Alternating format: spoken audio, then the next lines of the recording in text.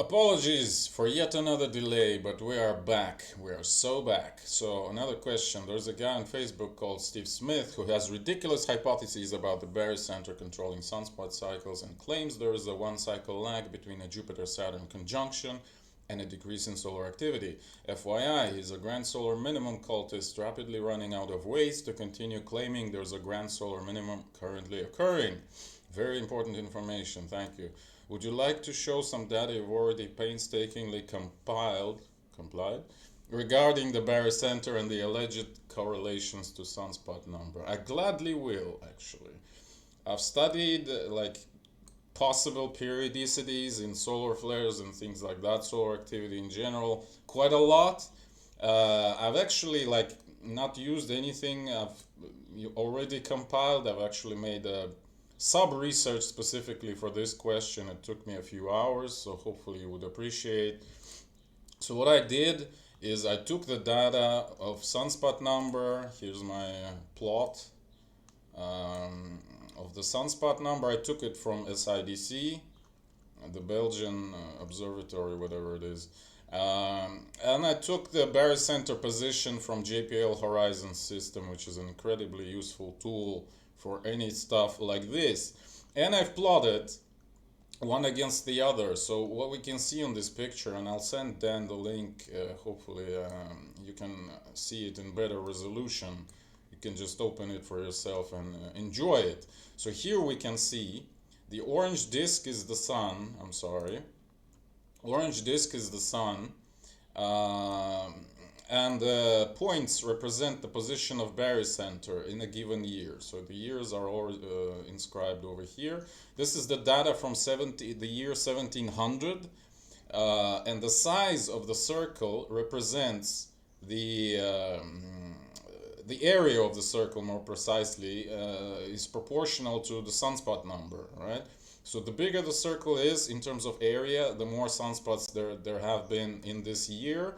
And the position of the circle represents where Barycenter has been, Barycenter of the solar system, that is, in that year with respect to the center of the sun, which is here, right? And this is like the actual size of the sun. So as you can see, Barycenter can go away from the center of the sun as far as roughly 2 solar radii, right? So 1 solar radius above the surface. And currently we are here, by the way, 2023. You can see Barycenter moved 2020, 2021, 2022, 2023. And right now we're probably about here-ish, right? We may have started like downward curving already, but I don't have sunspot number for the year 2024. That's why 2023 is the last year represented here. I mean, obviously 2024 is not over yet. So yeah, look at this graph and tell me, is there any correlation between the position of the Barycenter, that is where the circle is, and the size of this circle? And if you've noticed the correlation, I can congratulate you because you have an eagle eye and probably a similar sized brain, like an eagle-sized brain, because there is no correlation. I think it can be clearly seen to any normal person, all right? And in case you're not convinced, I've actually plotted this. So here we have a graph where on the vertical we put sunspot number in a given year, and in the horizontal axis we put Barycenter distance. This is in astronomical units, and this is the surface of the sun. So when we move from left to right, we're moving from the center of the sun, it's here, to outwards basically. Here we cross the surface of the sun and go outside of it. Not we, Barycenter, right? And how high we are in this graph, how high the point is, means how many sunspots there have been at this Barycenter distance. As you can see, pretty much at, like there is, for example, like there have been 20 spots at pretty much any possible distance of Barycenter. There have been 100 spots at pretty much any possible Barycenter. I mean, not any possible, obviously we only have 300 data points, but you know, it looks like random noise. If you just throw these points randomly, they would give you something like this, right? So once again, if you're seeing patterns here, it's wishful thinking, I'm afraid. All right, like we have these interesting how would you call it? Well, anomalies. Let's put it this way. If you're curious, it's the year 1778, 1958, I think, and 1959, something like this. It's these three. 1778, the biggest circles over here. 1957, maybe, and 58. Yeah, these 3 points are the largest here. But it's only 3 points out of 300, you know, it's basically a statistical error type of correlation, if you want to call it that.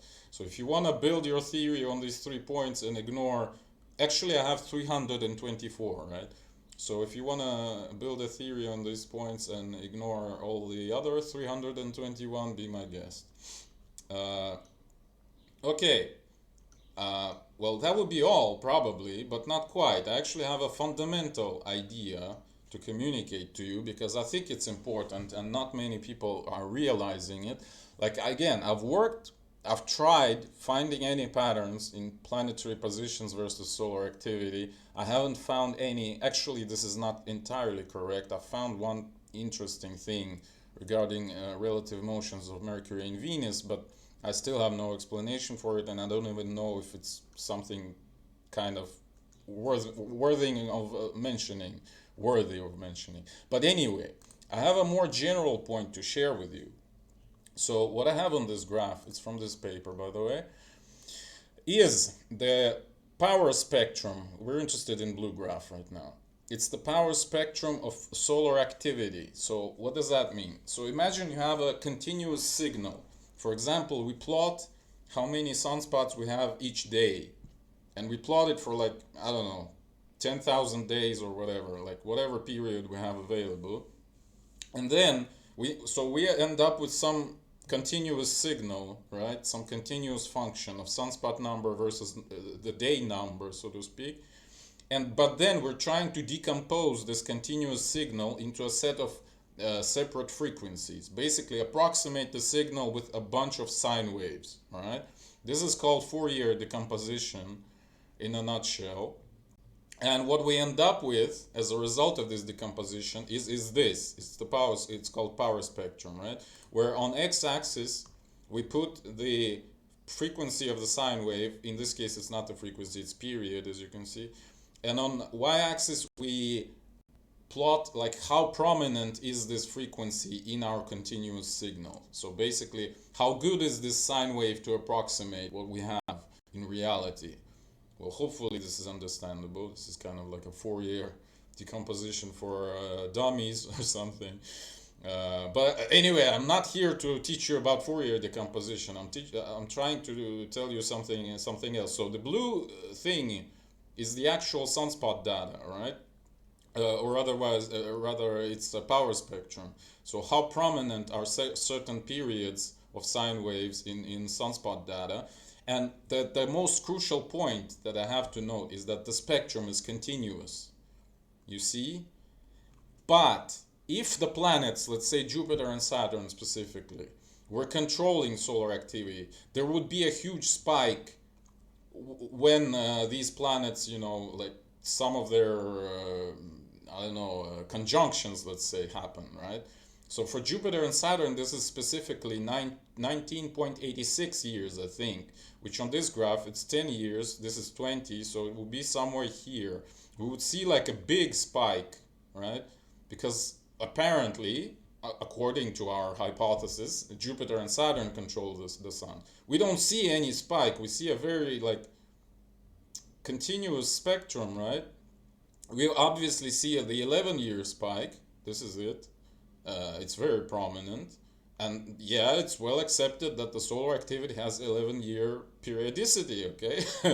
But you don't see any other periodicities here. I mean, we see like some mysterious dips here and there, but obviously we like when we're going like 10 to 2, that's 100 years, right? We only have 300 years to work with in the first place. So this peak corresponds to 3 sine waves in all of our not the spectrum, in all of our signal, which is not great. So that's why you get this jagged appearance over here, right? So if the planets were controlling the sun, you would see the spectrum would not be continuous. It would be like the spiky, you know, one spike here, one spike there, one spike here, one spike there, and these spikes would correspond to planetary alignments. But this is not the case. And like this is alone is enough to just tell you that planets have nothing to do with the sun, at least not in this sort of naive way. That planetary conjunctions or quadratures or oppositions cause the solar cycle, because they're with a very good precision, they're pretty stable, right? So we should see the same stable peaks over here in the solar power spectrum, temporal spectrum. Well, I mean, I've explained how it's acquired, and we don't. So, period. Like, end of story. You know, like, what's there to talk about? And even these people, look how the paper is called. So they basically say that everything except 11-year cycle can be you can get it with just random signal. So all these peaks, all these supposed cycles, they're exactly that. They're just supposed cycles. You can get the same signal with just slight random noise. The question still remains what causes the 11-year cycle, but that's a completely different question, alright? Like, it obviously doesn't correspond to any planet per se. It's very close to Jupiter, again, obviously, everybody knows that. But other than that, the planets don't seem to do anything. Like, I'm sorry, I would like them to, because it would give us a good model, hopefully, at some point. But what we can see is this is not the case. End of story.